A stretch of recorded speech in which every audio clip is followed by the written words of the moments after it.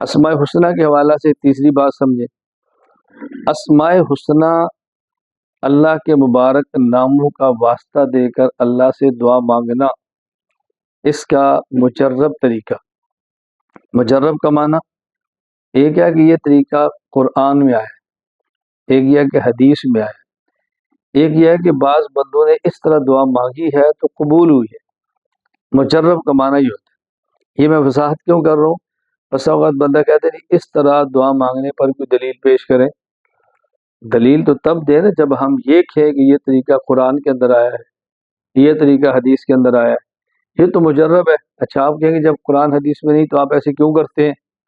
ہم نے کہا بھی قرآن کریم نے کہا وَلِلَّهِ الْأَسْمَاءُ الْحُسْنَى فَادْعُوهُ بِهَا، اللہ کے لیے اچھے اچھے نام ہیں، تم ان ناموں کے ذریعے اللہ کو پکارو۔ کیسے پکارو؟ اب طریقہ نہیں بتایا۔ کوئی بندہ کہتا ہے کہ میں نے طواف کرتے ہوئے اسماء حسنہ کی دعا مانگی تو میری قبول ہوئی، میرا تجربہ ہے، تو بندہ کہ چلو میں بھی طواف کے دوران مانگ لیتا ہوں۔ اب نہ طواف کے دوران اسماء حسنہ کے ذریعے دعا مانگنے کو منع کیا ہے، نہ ہی اس کا ذکر قرآن کریم میں، یہی اسے کہتے ہیں مجرب۔ تو مجرب طریقہ کیا ہے؟ سب سے پہلے 11 مرتبہ درود شریف پڑھیں۔ بہتر ہے اللہم صلی علی محمد وعلی آل محمد کما صلیت علی ابراہیم وعلی آل ابراہیم انک حمید مجید، اللہم بارک علی محمد وعلی آل محمد کما بارکت علی ابراہیم وعلی آل ابراہیم انک حمید مجید۔ یہ پڑھیں۔ اگر آپ سمجھیں کہ درود شریف لمبا ہے، مختصر پڑھنا چاہتے ہیں تو کوئی بھی درود پاک صلی اللہ علیہ وسلم 11 مرتبہ پڑھ لیں۔ اس کے بعد سورہ حشر کا آخری رکوع، یا ایھا الذین آمنوا اتقوا اللہ ولتنظر نفس ما قدمت لغد واتقوا اللہ، اس رکوع کی تلاوت کریں۔ اور جب یہاں پہنچے متصدعا من خشیت اللہ، متصدعا من خشیت اللہ، تو انزلنا هذا القرآن على جبل لرأيته خاشعا متصدعا من خشیت اللہ، رک جائیں اور پھر اپنی مصیبت کا نام لیں۔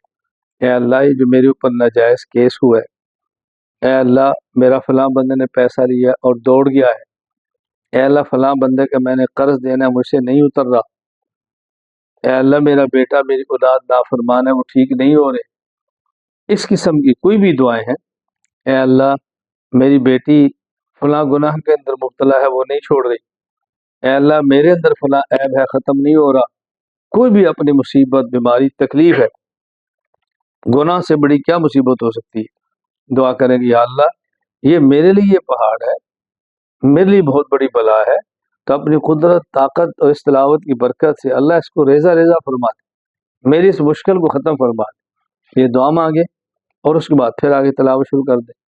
اور جب اس مقام پر پہنچے لہ الاسماء الحسنى، اسی سورہ حشر میں جب یہاں تک پہنچے اس کے بعد پھر تلاوت روک دے اور 99 اسماء حسنہ پڑھیں، یا کے ساتھ یا بغیر یا، اسماء حسنہ مکمل ہوں، اور اس کے بعد دل ہی دل میں دعا کا تصور کرتے رہے، اسماء حسنہ پڑھتے رہے اور دل میں دعا کا تصور کرتے رہے، پھر سورۃ الحشر کو مکمل کریں اور اس کے بعد پھر 11 مرتبہ درود شریف پڑھیں۔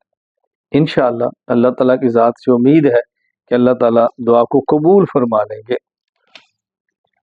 یہ تو میں نے آج کی مجلس میں اسماء حسنہ کے بارے میں 2 بنیادی باتیں کی ہیں۔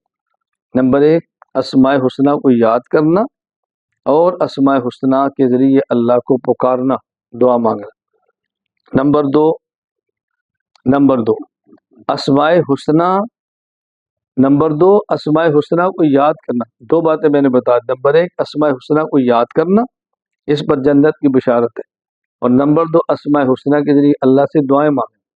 2 باتیں میں نے آج کی مجلس میں عرض کی ہیں، باقی ساتھ کچھ فوائد تھے۔